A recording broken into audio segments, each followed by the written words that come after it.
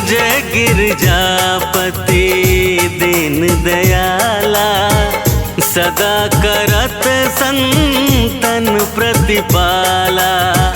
भाल चंद्रमा सोहत नीके, कानन कुंडल नाग फनी के।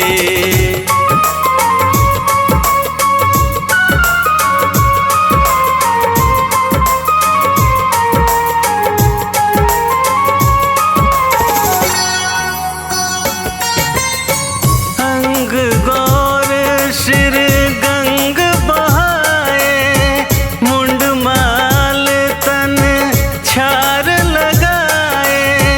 वस्त्र खाल बाघंबर सोहे, छवि को देखी नाग मन मोहे। मैना मातु की हवे दुलारी, बाम अंग सोहत छवि न्यारी। कर त्रिशूल सोहत छवि भारी, करत सदा शत्रुन क्षयकारी।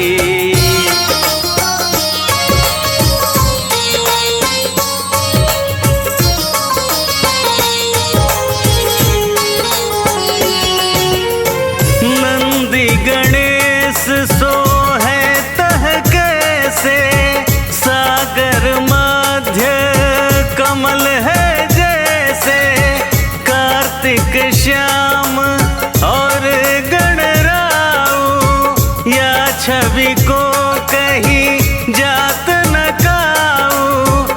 देवन जब ही जाय पुकारा, तब ही दुख प्रभु आप निवारा।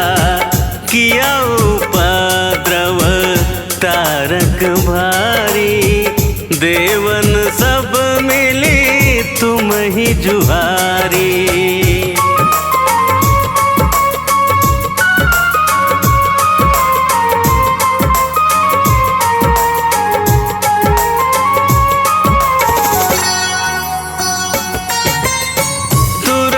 षडानन आप पठायऊ, लवनी मेष मह मार गिरायऊ। आप जलंधर असुर संहारा, सुयश तुम्हार विदित संसारा। त्रिपुरासुर सन युद्ध मचाई, सब ही कृपा कर लीन बचाई। किया तप ही भागीरथ भारी, पूरब प्रतिज्ञाता सुपुरारी।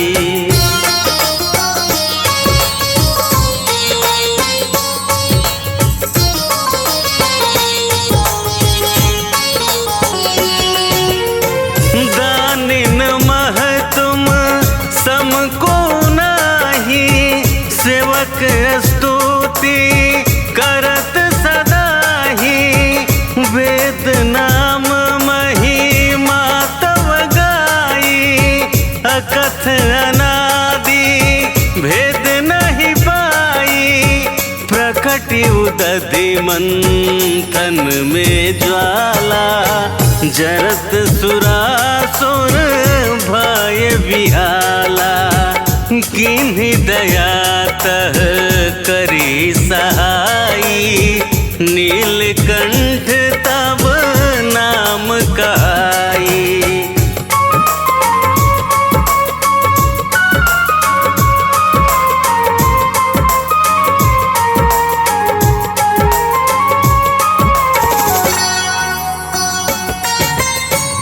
पूजन रामचंद्र जब कीना, जीत के लंक विभीषण दीना। सहस कमल में हो रहे धारी, किन परीक्षा तब ही पुरारी। एक कमल प्रभु राखे जोई, कमल नयन पूजन चह सोई।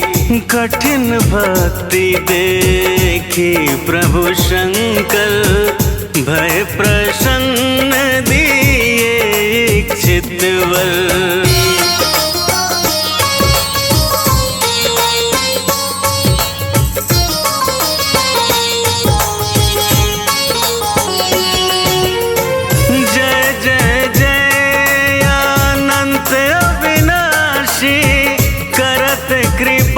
सबके घटवासी, दुष्ट सकल नित मोहि सतावे।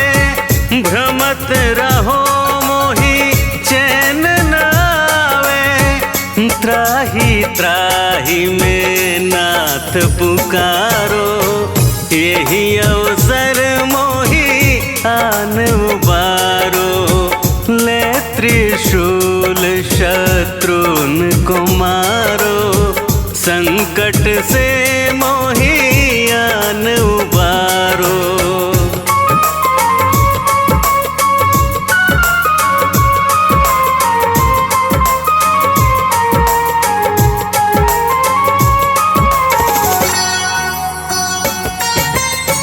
मात पिता भ्राता सब होई, संकट में पूछत नहीं कोई। स्वामी एक है आस तुम्हारी, आय हरहु मम संकट भारी। धन निर्धन को देत सदाई, जो कोई जाचे सो फल पाही। स्तुति कही विधि करे तुम्हारी, क्षमहु नाथ अब चूक हमारी।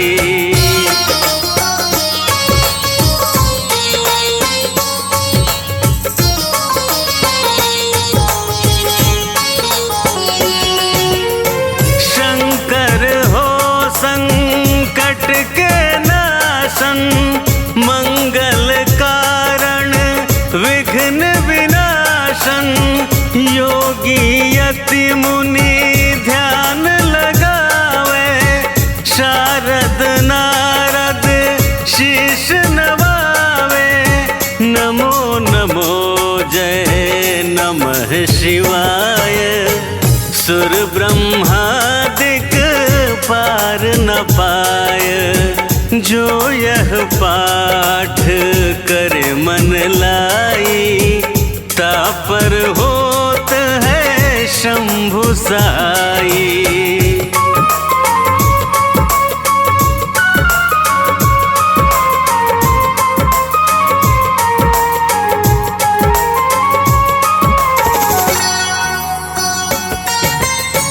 धूप दीप नैवेद्य चढ़ावे, शंकर सम्मुख पाठ सुनावे। जन्म जन्म के पाप नसावे, अंत धाम शिवपुर में पावे। कहे अयोध्या दास आस तुम्हारी, जानी सकल दुख हरहु हमारी।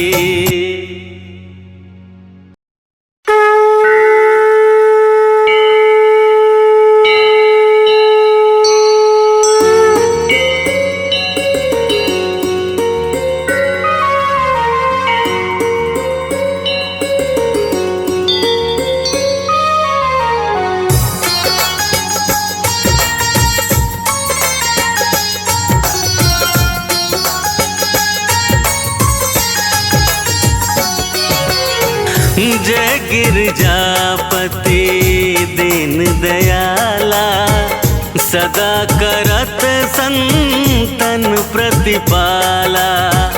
भाल चंद्रमा सोहत नीके, कानन कुंडल नाग फनी के।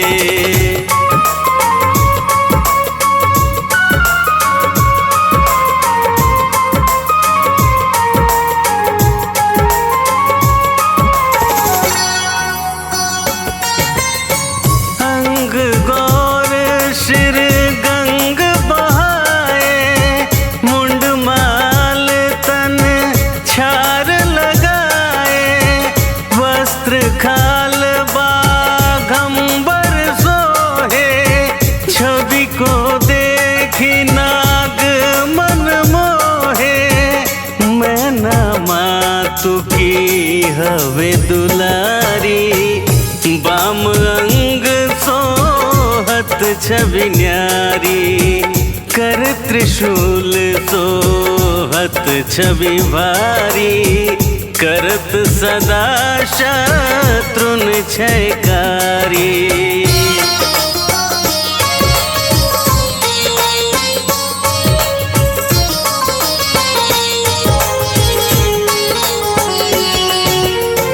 नंदी गणेश सोहे तह कैसे, सागर मध्य कमल है जैसे, कार्तिक श्याम और गणराऊ, या छवि को कहीं जात न काऊ। देवन जब ही जाय पुकारा, तब ही दुख प्रभु आप निवारा। किया उपद्रव तारक भारी, देवन सब मिली तुम ही जुहारी।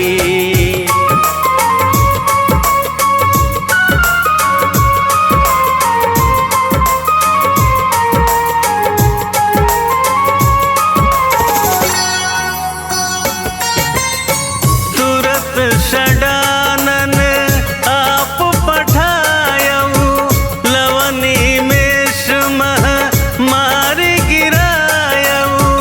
आप जलंधर असुर संहारा, सुयश तुम्हार विदित संसारा। त्रिपुरासुर सन युद्ध मचाई, सब ही कृपा कर लीन बचाई। किया तपहि भागीरथ भारी, पूरब प्रतिज्ञाता सुपुरारी।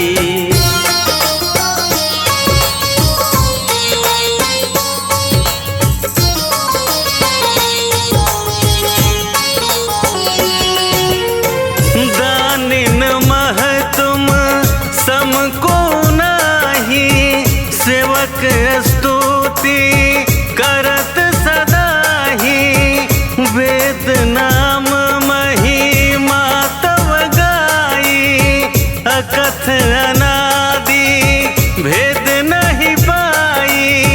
प्रकटि उदधि मंथन में ज्वाला, जरत सुरासुर भय विहाला।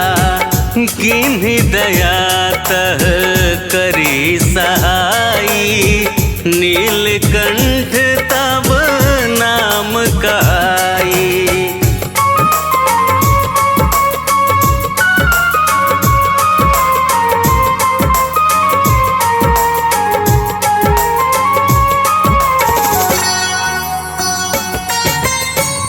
पूजन रामचंद्र जब कीना, जीत के लंक विभीषण दीना। सहस कमल में हो रह धारी, किन परीक्षा तब ही पुरारी। एक कमल प्रभु राखे जोई, कमल नयन पूजन चह सोई। कठिन भक्ति देखी प्रभु शंकर, भय प्रसन्न दिए इच्छित वर।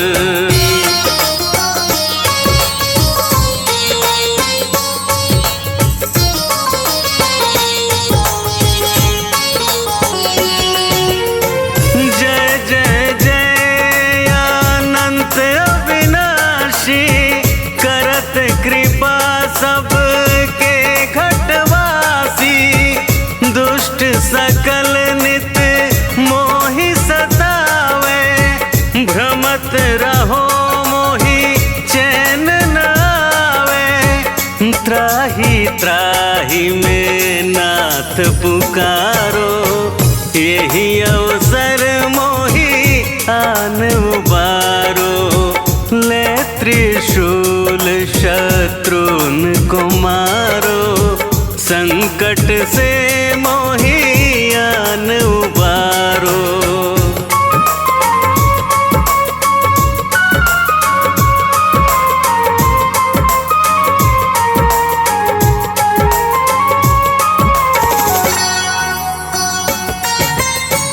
मात पिता भ्राता सब होई, संकट में पूछत नहीं कोई।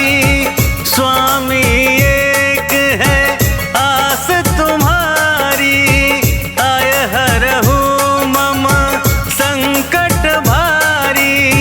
धन निर्धन को देत सदाई, जो कोई जाचे सो फल पाही।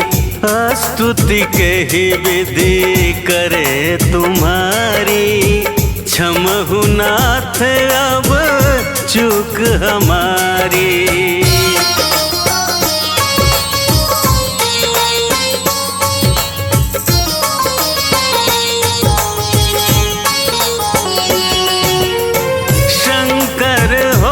संकट के नाशन, मंगल कारण विघ्न विनाशन। योगी यति मुनि ध्यान लगावे, शारद नारद शीश नवावे। नमो नमो जय नमः शिवाय, सुर ब्रह्मादिक पार न पाय।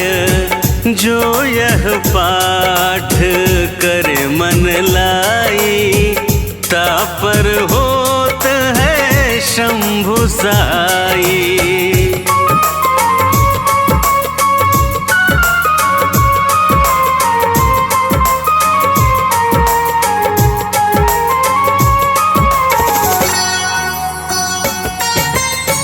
धूप दीप नैवेद्य चढ़ावे, शंकर सम्मुख पाठ सुनावे।